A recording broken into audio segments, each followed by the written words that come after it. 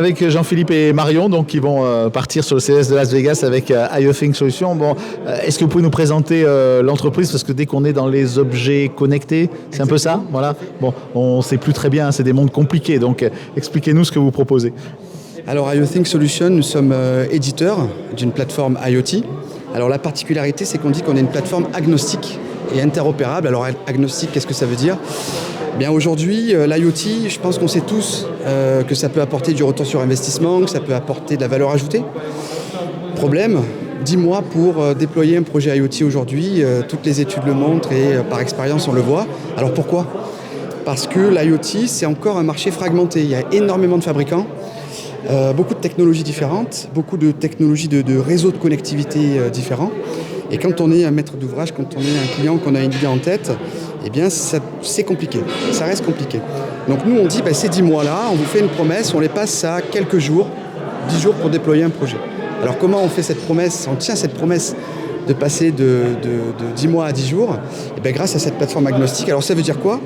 Ça veut dire qu'on a une librairie publique de plus de 1000 capteurs aujourd'hui, déjà décodés. On travaille avec beaucoup de fabricants dans le monde entier et c'est nos clients qui nous aident à sourcer ces capteurs et on les rajoute dans la librairie publique. On a une librairie publique de connectivité, de protocoles, donc des LoRa, des Sigfox, NB-IoT, LTE-M, etc. C'est déjà prêt, donc on peut connecter ces capteurs avec la connectivité.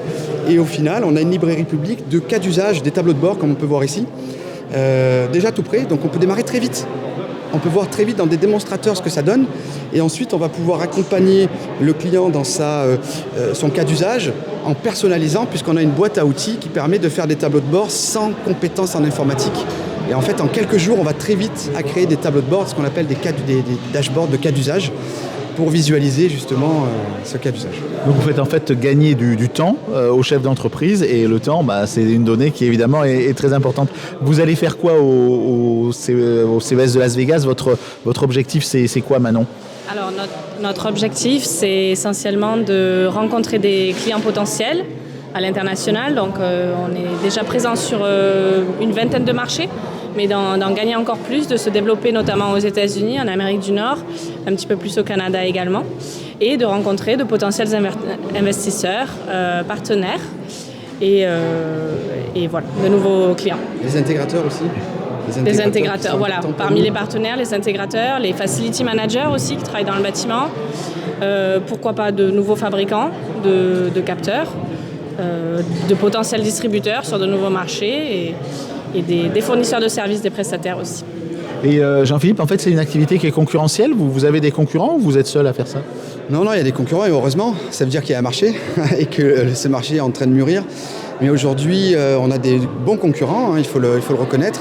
Et aujourd'hui, ce qui fait notre particularité, c'est que pendant que tous ces gens-là, pendant des années, travaillaient à se verticaliser et à se concentrer sur une technologie ou sur des verticaux, nous, on travaillait à s'ouvrir. Et alors, il y a quelques années, tout le monde nous disait « vous êtes agnostique, vous êtes ouvert, ça ne tiendra pas, vous allez vous casser la figure ». Aujourd'hui, tout le monde vient nous voir en nous disant comment on fait pour être agnostique, puisque le client veut finalement des solutions ouvertes. Et ce qu'on va présenter au CES cette année, c'est notre IoT Hub. Pour nous, c'est un terme important. C'est-à-dire que toute cette donnée IoT, maintenant, on l'apporte vers la stratégie. Et on se connecte au système d'information, les ERP, les CRM, la BI, l'intelligence artificielle pour faire de la maintenance prédictive. C'est ça l'avenir de l'IoT et nous, on l'accompagne avec l'IoT Hub. Voilà, donc ne plus avoir peur de l'Internet des objets. On a des grands spécialistes dans notre région. Merci et bon courage pour cette étape importante du CES de Las Vegas début janvier. À bientôt. Bonne soirée.